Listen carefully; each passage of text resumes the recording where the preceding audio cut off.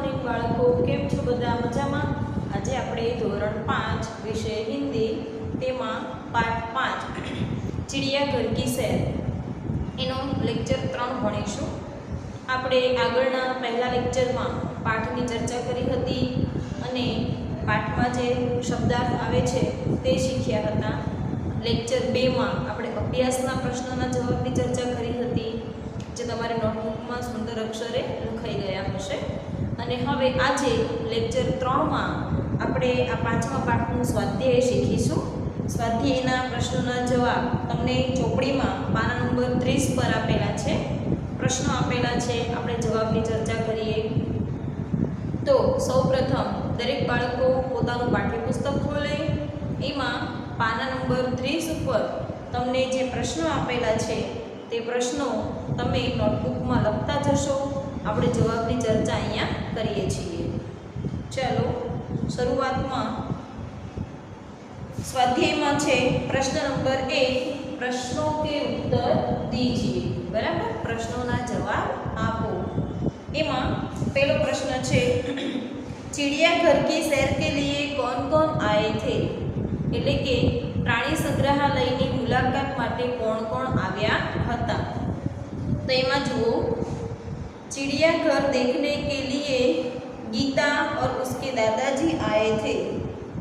चिड़ियाघर की सैर के लिए गीता और उसके दादाजी आए थे। પછી બીજો પ્રશ્ન છે, बंदर को लोग क्या खिला रहे थे? એટલે કે વાંદરાને લોકો શું ખવડાવી રહ્યા હતા? तो जवाब में आपने लखीए कि बंदर को लोग मूंगफली और केले खिला रहे थे। वांदरा ने लोगो मगफड़ी अने केळा खवडावी रह्या हता। पछी त्रीजो सवाल छे, लंगूर का मुंह कैसा होता है? लंगूर एनु मोढुं केवुं होय छे? तो लंगूर का मुंह काला होता है। शुं आवे जवाब में? लंगूर का मुंह काला होता है। પછી ચોથો સવાલ, तालाब में क्या था? तो तालाब में रंग बिरंगी मछलियाँ, मगरमच्छ और बतख तैर रहे थे। तालाब में रंग बिरंगी मछलियाँ, मगरमच्छ और बतख तैर रहे थे। પછી પાંચમો સવાલ, गीता ने किसे पत्थर बताया? એટલે કે ગીતાએ કોને પથ્થર બતાવ્યો? તો गीता ने कछुए को पत्थर बताया। गीता ने कछुए को पत्थर बताया। પછી આગળ, कछुए का रक्षक क्या है? એટલે કે કાચબાનું રક્ષા કવચ શું હોય છે? તો જવાબમાં આપણે લખીએ કે कछुए का रक्षक खोल है।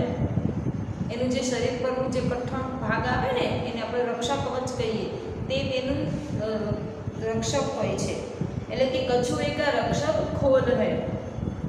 પછી સાતમો પ્રશ્ન, વિદેશી પક્ષી કા નામ ક્યા થા? એટલે કે વિદેશનું જે પક્ષી હતું તેનું નામ શું હતું? તો જવાબમાં આપણે લખીએ કે વિદેશી પક્ષી કા નામ કાતુઆ થા। વિદેશી પક્ષીનું નામ કાકા કૌવા હતું। બરાબર। પછી આઠમું, सबसे बड़े पक्षी का नाम लिखिए। સૌથી મોટું પક્ષી જે છે તેનું નામ લખો। તો આપણને ખબર છે સૌથી મોટું પક્ષી કયું છે? શાહમૃગ। બરાબર। એને આપણે હિન્દીમાં લખવું હોય તો सबसे बड़े पक्षी का नाम शुतुरमुर्ग है। बराबर, सबसे बड़े पक्षी का नाम शुतुरमुर्ग है। त्यार पछी प्रश्न नंबर 2, उदाहरण के अनुसार रेखांकित शब्दों की जगह उचित शब्द रखकर वाक्य पूर्ण कीजिए। તમને પ્રશ્ન 2 આપેલો છે।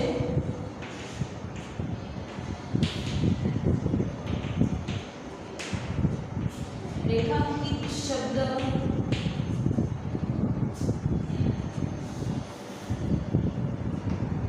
की जगह उचित शब्द लिखिए।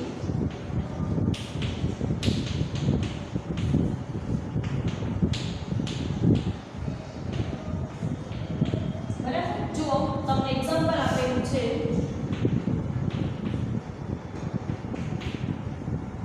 एग्जाम्पल में छे, पेड़ पर बंदर लटक रहा है। उदाहरण शू आपेलू छे? पेड़ पर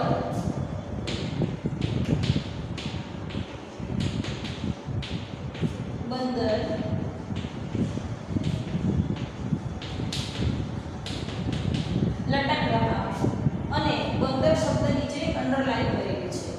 તો હવે જુઓ જવાબમાં શું લખવાનું છે.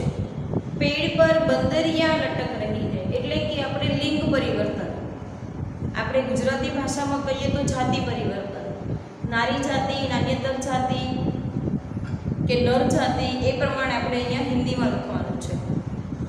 તો અહીંયા જુઓ બંદર શબ્દ છે એ કેવું છે? પુલ્લિંગ છે. પુલ્લિંગ કહેવાય અથવા નર જાતિ કહેવાય. બરાબર. હવે આ શબ્દ છે પુલ્લિંગ છે, નર જાતિ, એને આપણે નારી જાતિમાં ફેરવવાનું છે. જાતિ પરિવર્તન હિન્દીમાં કહીએ તો લિંગ પરિવર્તન. બરાબર. એવી રીતે આપણે એને ફેરવવાનું છે. તો જવાબમાં શું આવે? પેડ પર બંદરના બદલે બંદરિયા, પેડ પર બંદરિયા લટક, પછી અહીંયા રહાના બદલે રહી હે. ખબર પડી? કારણ કે અહીંયા આ બંદર શબ્દ પુલ્લિંગ છે, નર જાતિ છે, તો સામે બંદરિયા શબ્દ એ સ્ત્રીલિંગ છે એટલે કે નારી જાતિ છે. સમજણ પડી? આ રીતે આપણે અહીંયા વાક્યનું લિંગ પરિવર્તન કરવાનું છે. જે તમને અંડરલાઈન કરીને શબ્દો આપેલા છે એ શબ્દનું આપણે અહીંયા જાતિ પરિવર્તન કરવાનું છે. ખ્યાલ આવી ગયો? આ તમને એક્ઝામ્પલ સમજાવ્યું એ પ્રમાણે સમજણ પડી?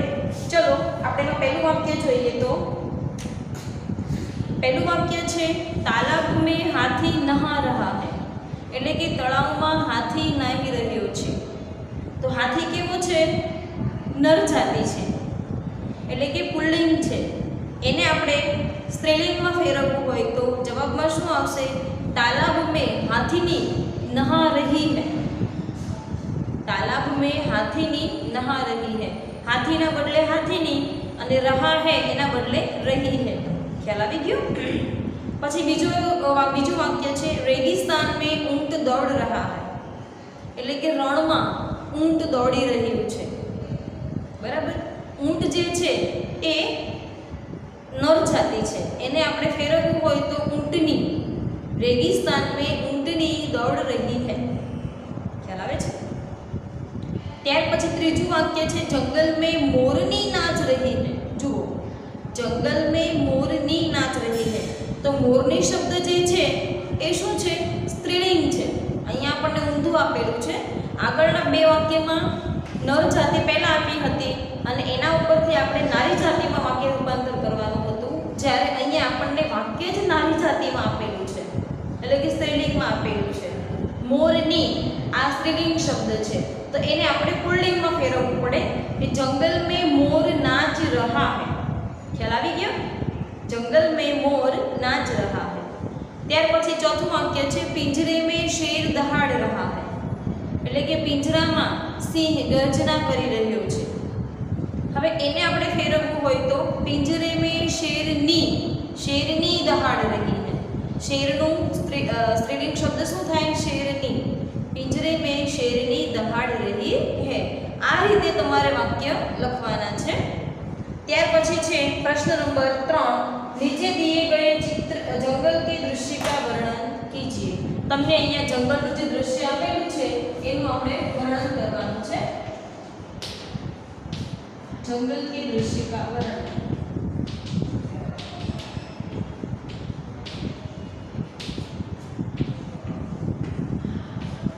બરાબર. તો જુઓ ચિત્ર પરથી આપણને ખ્યાલ આવે કે આ એક જંગલનું ચિત્ર છે. જંગલમાં નદી વહી રહી છે, ઊંચા ઊંચા પહાડો છે, હાથી પાણીના તળાવ પાસે છે, સસલું પણ પાણીના તળાવ પાસે છે, પછી જીરાફ અને સિંહ તેની ગુફામાં છે. આ રીતે આપણે ચિત્ર જોઈએ તો લખી શકીએ, પણ આપણે હિન્દીમાં લખવું હોય તો કઈ રીતે લખાય? જુઓ અહીંયા બરાબર ધ્યાન આપજો. ચિત્રના આધારે તમારે આ વાક્યો અહીંયા લખવાના છે. તો એના માટે છે जंगल में बहुत सारे पेड़ दिखाई दे रहे हैं. यहाँ बढ़ता हुआ झरना भी है. उसके अंदर एक लंबी गर्दन वाला जिराफ है. उसके किनारे एक बड़ा सा हाथी भी खड़ा है. झरने के किनारे एक बड़ा पेड़ है. पेड़ के ऊपर बंदर बैठा हुआ है, आकाश में पंछी उड़ रहे हैं, जंगल की हरियाली घास पर खरगोश बैठा है, बतख पानी में तैर रही है, पेड़ के पास एक गुफा है जहाँ पर शेर बैठा हुआ है, यह जंगल का दृश्य बड़ा ही मनमोहक लगता है। बराबर, आ रीते આપણે લખી શકીએ। ત્યાર પછી પ્રશ્ન 4 છે। प्रश्न 4 में તમને શું આપેલું છે? चित्र के आधार पर रिक्त स्थानों की पूर्ति कीजिए। તમને અહીંયા चित्र આપેલા છે, चित्रना आधारे આપણે ખાલી જગ્યા પૂરવાની છે, रिक्त स्थानों की પૂર્તિ। બરાબર, એમાં જુઓ चित्र તમને આપેલું છે સિંહ, બતક, ગેંડો અને પોપટ, આ ચાર ચિત્ર આપેલા છે। હવે આ ચારેય ચિત્રના આધારે ખાલી જગ્યા આપણે પૂરવાની છે। એમાં પહેલી ખાલી જગ્યા છે, ખાલી જગ્યા જોર से ગરજા। બરાબર, ખાલી જગ્યા જોર से ગરજા, તો ગર્जना કોણ કરે? સિંહ કરે। બરાબર, તો એ ખાલી જગ્યામાં આપણે જવાબ લખીએ શેર। શું લખીએ? શેર। शेर जोर से गरजा। एनी बाजुमां 2 नंबरनी खाली जग्या आपी छे, एमां जुओ चिड़ियाघर में एक सींग वाला खाली जग्या था, એટલે કે પ્રાણી સંગ્રહાલયમાં શિંગડાવાળો ખાલી જગ્યા હતું। તો જુઓ આ ચિત્રના આધારે આપણને ખબર પડે કે એમાં કયા પ્રાણીના નામથી શિંગડા છે? તો ગેંડો। બરાબર, તો જવાબમાં આપણે લખી શકીએ ગેંડા। बड़ा सींग वाला गेंडा था। પછી ત્રીજું, તાલાબ में खाली જગ્યા તैर रही थी, એટલે કે તળાવમાં ખાલી જગ્યા તરી રહી હતી। તો તળાવમાં તો પાણી હોય, તો પાણીમાં તો જો અત્યારે આપણે જવાબમાં સિંહ અને ગેંડો તો આવી ગયું, બાકી રહ્યો પોપટ। તો પોપટ કે પાણીમાં તરે નહીં, તો ત્યાં આવે બતક। તાલાબ में बतख तैर रही थी। बराबर, અને હરિયલ તોતા ટે ટે કરતા હતા, એટલે કે લીલો પોપટ ટે ટે કરતો હતો। આ રીતે આપણે ચારે ખાલી જગ્યા લખી શકીએ। તમારે પાઠ્યપુસ્તકમાં આ ચારે ખાલી જગ્યા લખવાની છે અને નોટબુકમાં પણ લખવાની છે। ચલો ત્યાર પછી પેજ નંબર 32 ઉપર प्रश्न नंबर 5, चित्र पहचान कर आयत में से उसका हिंदी नाम ढूंढकर लिखिए। તમને જુઓ અહીંયા ચિત્ર આપેલા છે અને બાજુમાં કોષ્ટક આપેલું છે, કોષ્ટકમાં નામ આડાઆવડા છે, ચિત્ર પ્રમાણે નથી। તો ચિત્રની સામે કયું સાચું નામ આવે એ આપણે કોષ્ટકમાંથી શોધીને લખવાનું છે। બરાબર છે, તો જુઓ એમાં પહેલું ચિત્ર શાનું છે? સિંહ। तो सिंह ने આપણે હિન્દીમાં શું કહીએ? શેર। શું કહીએ? શેર। તો ત્યાં તમારે શેર એવો શબ્દ લખવાનો છે। જુઓ તમને અહીંયા આપેલું છે આ રીતે, અહીંયા આપણે ચિત્ર તમને જે આપેલા છે એ ચિત્ર પ્રમાણે તમારે આમાંથી જોઈને સાચા નામ અહીંયા લખવાના છે। તો જુઓ પહેલું છે શેર, તો ત્યાં આપણે જવાબમાં લખીએ શેર। પછી બીજું ચિત્ર શાનું છે? મૂંગફલી, તો અહીંયા આપણે લખી શકીએ મૂંગફલી। બરાબર, ત્યાર પછી ત્રીજું ચિત્ર છે કેલા, તો લખીએ આપણે કેલા। તમારે આ પ્રમાણે ચોપડીમાં પણ લખવાનું છે ગેંડા। ત્યાર પછી છે ભાલુ, મછલી। बराबर, बाजुमां पहलू चित्र छे मगर, तो अहीं आपणे लखीए मगर। પછી ગોરૈયા,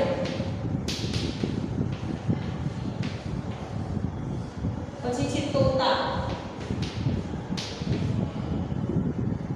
ત્યાર પછી છે મોર, શુતુરમુર્ગ,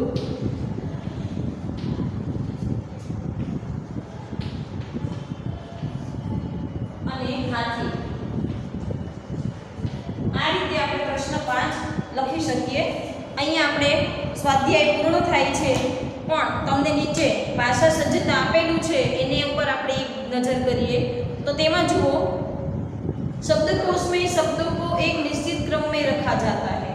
शब्दकोश में शब्दों को ढूंढने का तरीका आगे दिया गया है। એટલે કે ગુજરાતીમાં જેમ આપણે લખવું હોય કે શબ્દકોશના ક્રમમાં ગોઠવો, તમને 5-6 શબ્દો આપેલા હોય અને એવું કીધું હોય કે શબ્દકોશના ક્રમમાં ગોઠવો, એવું આપણે હિન્દીમાં પણ કરવાનું થાય। તો તેના માટે કયો ક્રમ આપણે ધ્યાનમાં લેવો એ તમને અહીંયા આપેલું છે। તો જુઓ, સૌપ્રથમ સ્વર પ્રમાણે આપણે શબ્દો ગોઠવવાના હોય છે। સ્વર આપણે ધોરણ 4 માં શીખી ગયા, અ આ ઈ ઉ ઊ ઋ એ ઐ ઓ ઔ અં અહ, આટલા સ્વર છે, બરાબર છે। પણ તમે જ્યારે શબ્દ લખો ત્યારે સ્વર બદલાઈ જાય છે અને એમાં શરૂઆત થાય છે અમથી। અની માંથી જે બિંદુ આપેલું હોય અમથી આપણે શરૂઆત કરીએ છીએ। જેમ કે તમને પાઠ્યપુસ્તકમાં આપેલું છે, તમે જોઈ શકો છો કે સ્વર તમને આપેલા છે, એમાં પહેલો અક્ષર છે અમ, બરાબર, ત્યાર પછી અ, પછી આ,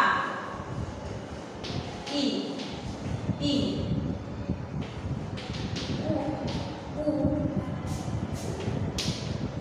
ઋ,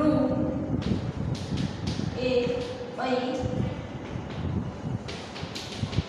ઓ અને ઔ, બરાબર। આટલા સ્વર પ્રમાણે આપણે શબ્દો ધ્યાનમાં લેતા અને એની પછી આપણે ક, ખ, ગ, ઘ, ચ, છ ટૂંકમાં વ્યંજન આપણે ધ્યાનમાં લઈએ છીએ। તો જુઓ, તમને અહીંયા સ્વર આપેલા છે અમ, અ, આ, ઈ, ઉ, ઋ, એ, ઐ, ઓ, ઔ, એની પછી ક, ખ, ગ, ઘ એમ કરીને આખો કક્કો, આખી વર્ણમાલા, બરાબર। હવે જુઓ આ બાજુના 33મા પાના ઉપર કુછ ખાસ બાતે એટલે કે આપણે જે શીખ્યા તેના આધારે જ આપણે શબ્દકોશના ક્રમમાં ગોઠવવું હોય તો શું ધ્યાનમાં લેવાનું તે છે। તો જુઓ, मानो कि तुम्हें क वर्ण से शुरू होने वाले शब्द ढूंढना है। शब्दकोश में उनका क्रम इस प्रकार होगा। એટલે કે ધારો કે તમારે ક શબ્દથી શરૂ થતા શબ્દ શોધવાના છે,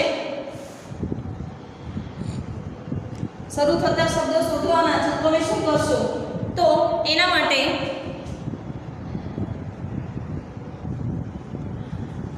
અહીંયા તમને આપેલું છે પહેલો અક્ષર કંગાલ, કની માથે મીંડાવાળો, જો અહીંયા આપણે શું લખ્યું અમ, તો એના માટે કની માથે મીંડાવાળો શબ્દ આપણે જોયો કંગાલ। ત્યાર પછી બીજો શબ્દ છે અ, તો એના માટે શબ્દ આપેલો છે કપૂર। ત્યાર પછી આપેલું છે આ, તો એના માટે શબ્દ છે કારાવાસ। ત્યાર પછી છે ઈ એટલે કે રસ્વઈ ઈ, એના માટે શબ્દ છે કિલકારી। ત્યાર પછી છે દીર્ઘ ઈ, એના માટે શબ્દ છે કીર્તિ, બરાબર। ત્યાર પછી છે ઉ એટલે કે રસ્વ ઉ, એના માટે શબ્દ છે કુદા।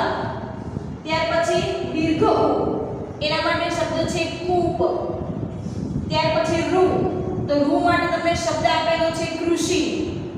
ત્યાર પછી એ માટે શબ્દ આપેલું છે કેન્દ્ર। ત્યાર પછી ઐ, તો ઐ માટે કેન્દ્ર અને કેતુકી બે શબ્દ છે, એ માટે ઐ માટે શબ્દ છે કૈદી, બરાબર। પછી ઓ માટે શબ્દ છે કોરા, કને કાનો માત્ર કો, એના માટે શબ્દ છે કોરા।